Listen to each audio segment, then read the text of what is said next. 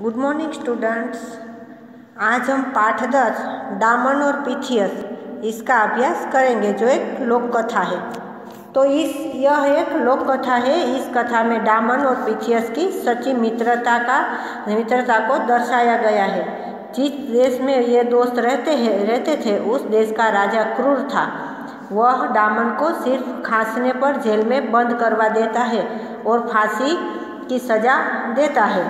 डामन अपने परिवार से मिलने जाना चाहता था। राजा उसे इस शर्त पर परिवार से मिलने जाने की अनुमति देता है कि उसकी जगह कोई जेल में रहे। भला जेल में कौन रहता, लेकिन उसका दोस्त पिथियस उसकी जगह जेल में रहता है। डामन को वापस आने में देर हो जाती है। पिथियस खुशी खुशी डामन की जगह फांसी चढ़ने के लिए तैयार हो जाता है।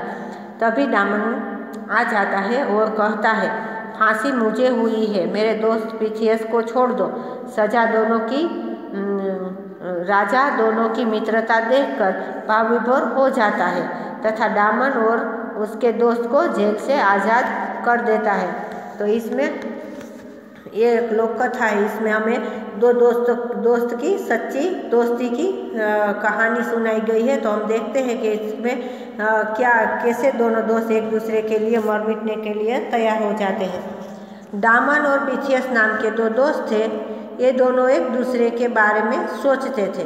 जिस देश में ये दोनों रहते थे उस देश का राजा बड़ा ही अत्याचारी था, यानी क्रूर था। बहुत सबको हैरान करते हैं, परेशान करते हैं, उसको अत्याचारी कहते हैं। वह छोटी छोटी गलतियों के लिए भी फांसी की सजा ही देता था। इससे प्रजा बड़ी दुखी व परेशान थी। एक बार राजा अपनी प्रजा से बातचीत कर रहा था, तभी वहाँ खड़े डामन को खांसी आ गई। देखो, ये राजा दिख रहा है ना, हाथ में खंजर लेके खड़ा है, बड़ी सी तलवार है उसके हाथ में, और दोनों दोस्त सामने खड़े हैं, डामन और पिथियस, और सब लोग भी खड़े हैं, उसके साथ बात करते हैं। तो खांसी आ गई। खांसी तो कोई ऐसे ही नहीं है, वो तो नॉर्मल बात है, कभी भी आ सकती है। कोई खांसी सोच समझ कर नहीं खा जा सकती है। खांसी की आवाज़ सुनकर राजा गुस्से में बोला, इस डामन ने खांसकर हमारी बातचीत में रुकावट पैदा की है। इसने हमारा अपमान किया है, इसलिए डामन को जेल में बंद कर दिया जाए। डामन ने राजा से विनती करते हुए कहा, महाराज, मैंने जानबूझकर आपकी बातचीत में रुकावट पैदा नहीं की है, मैंने आपका अपमान नहीं किया है। लेकिन राजा ने डामन की एक न सुनी। राजा की आज्ञा से डामन को जेल में बंद कर दिया गया और कुछ समय बाद राजा ने उसे फांसी की सजा सुना दी। यह सुनकर डामन का दोस्त पिथियस बहुत दुखी हुआ।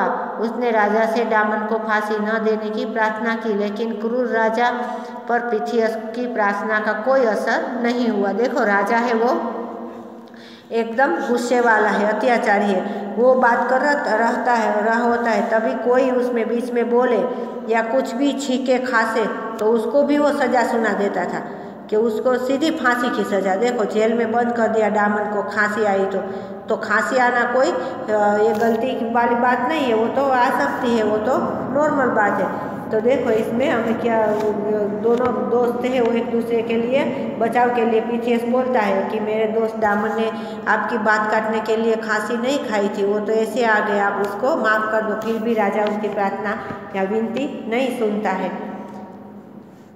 फांसी देने से कुछ दिन पहले डामन से पूछा गया, तुम्हारी अंतिम इच्छा क्या है? वो तो आपको भी पता होगा कि कोई भी कैदी होता है, गुनहगार, उसको फांसी होती है तो उसको जब फांसी लगने वाली होती है उस दिन उसे पूछते हैं कुछ दिन पहले कि तुम्हारी कोई अंतिम इच्छा है? तो अब तो तुम मरने वाले हो, कोई भी इच्छा हो तो बोल दो, हम तुम्हारी इच्छा पूरी करेंगे।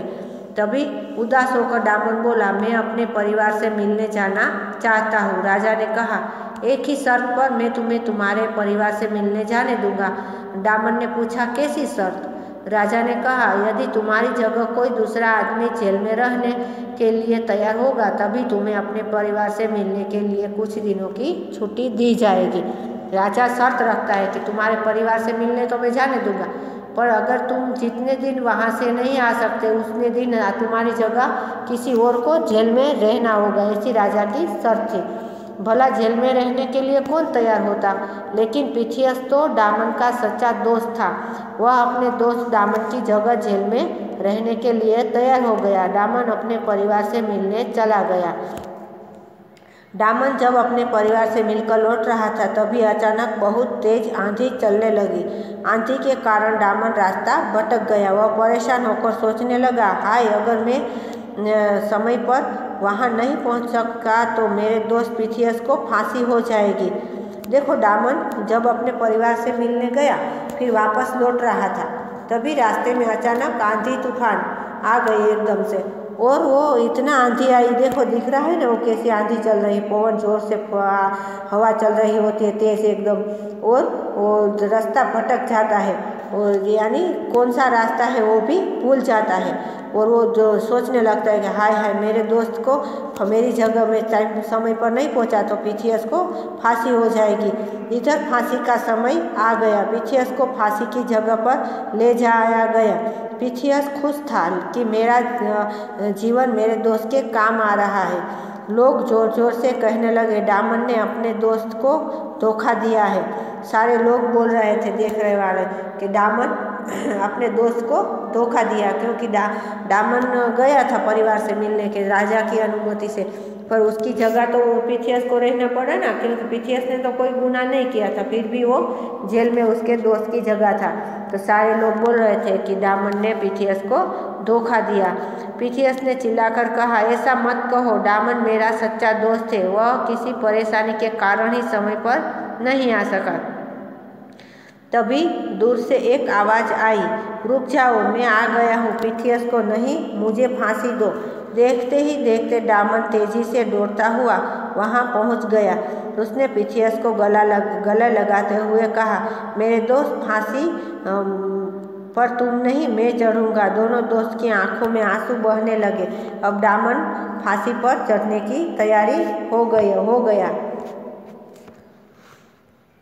तभी राजा ने ऊंची आवाज़ में कहा, रुक जाओ, तुम दोनों दोस्त मेरे पास आओ। थोड़ी देर सोचने के बाद राजा बोला, डामन जैसा सच्चा दोस्त किसी का अपमान नहीं कर सकता। डामन ने कोई गलती नहीं की है। फांसी तो किसी को कहीं पर भी आ सकती है। मैं डामन को फांसी की सज़ा नहीं दे सकता हूँ।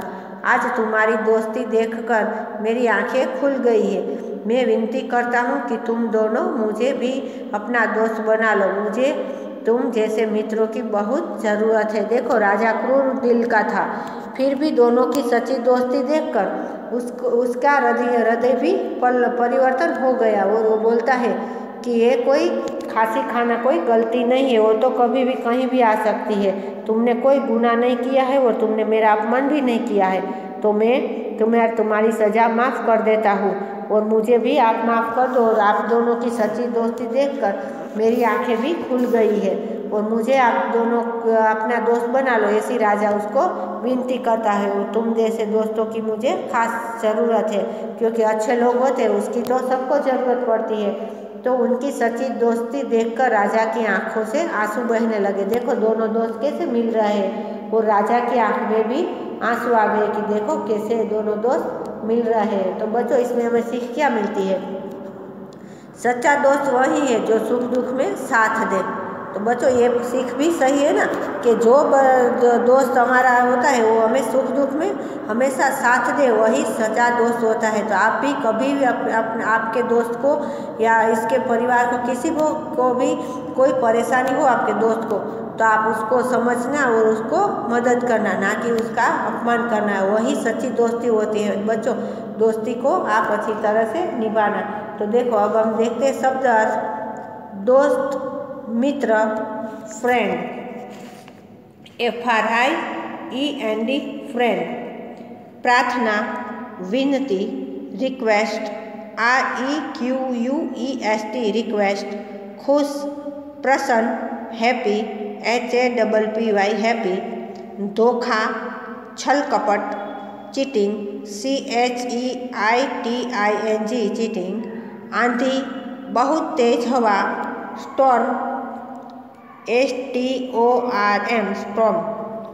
अपमान, बेइज्जती, इंसल्ट, INSULT इंसल्ट, अत्याचारी, निर्दयी क्रूअल, CRUEL क्रूअल, असर, प्रभाव, इम्पैक्ट, IMPACT इम्पैक्ट, और दूसरा है इफेक्ट, EFFET इफेक्ट, छुट्टी, अवकाश, लीव, LEAVE लीव, सजा, दंड, पनिशमेंट, PUNISHMENT पनिशमेंट। अब हम देखते हैं भाषा ज्ञान। उनके अनेक शब्दों के लिए उचित एक शब्द में निशान लगाइए, राइट का निशान। जो अनेक शब्द यानी हम गुजराती में देखते हैं ना, शब्द समूह माटे एक शब्द या शब्द समूह के लिए एक शब्द। जो अत्याचार करे उसको क्या बोलते हैं?